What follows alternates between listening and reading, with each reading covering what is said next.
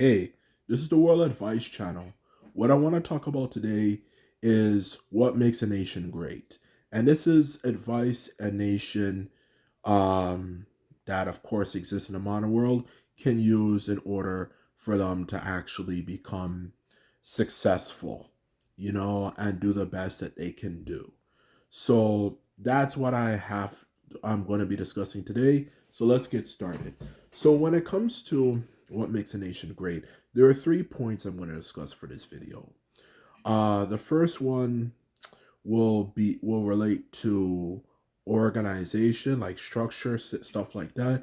The second one, surprisingly, entertainment, and the third one will be combat, like the self defense. So let's get started. So when it comes to the first thing of what makes a nation great, the first thing that obviously they need to have, um, is simply um, good structure. Because when you have a good structure, it makes sure things work well.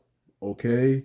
As like for example, a good sewage system, not just have like human feces, animal feces, and so on and so forth on the streets and all that type of stuff.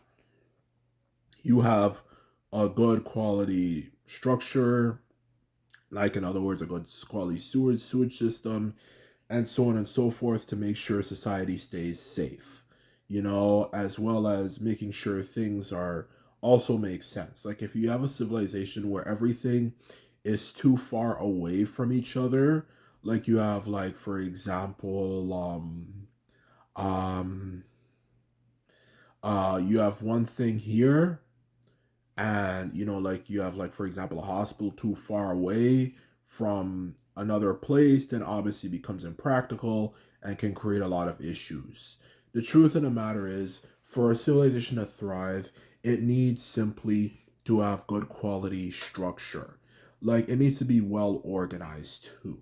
You want to have a society of people who put a lot of effort and thinking into the stuff that they do and not just do it just okay, or just mediocrely. You want people who do the best job that they can do. So that's the first thing that obviously makes sense, a structure. Like everything from making sure there's enough food, making sure things are all in a good quality distance. There's not shit, you can even say, all over the place, stuff like that. So that's one thing to take into consideration, okay? What makes a nation great.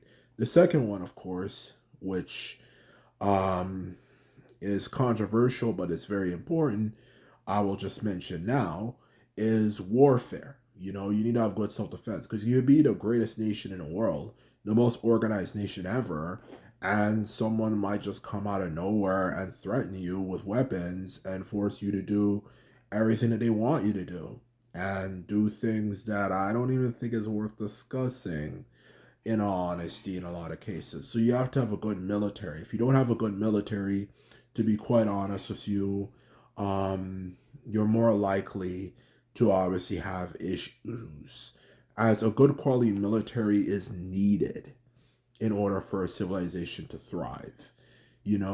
So you can defend yourself, and even if you don't directly have to defend yourself, even with having a good reputation, it makes it more likely that they'll go like, okay, these people have a good quality military. These people don't f around. Okay, so let's leave these people the hell alone. Let's not go around there and try to conquer them and do all sorts of shit to them or something, and try to put all sorts of crap in their head and try to turn them against each other and all that type of stuff. No, no, let's simply not do it that way. So that's really the truth of the matter. Okay, you have to have a good military because as history shows, it doesn't matter. Life is not about what is fair. It's about who wins. You could have the greatest trading hub, put all that effort into trading, and next thing you know, you get invaded by an invading force who not only conquer you but enslave you and do all sorts of things to you. That's not even worth discussing. So the truth of the matter is, obviously, definitely, good military force is important. Now let's get to the third and last one. Now, this one, of course, might come off as weird, but it's actually very true. It's simply a good quality entertainment system. Now, when it comes to entertainment, this one gets extremely overlooked, especially living even here in North America. I notice it gets overlooked a lot, and it's definitely not something any nation should overlook, because the truth of the matter is about human beings is that the way we actually are, and we have changed slightly in the past 10,000 years ever since agriculture really developed.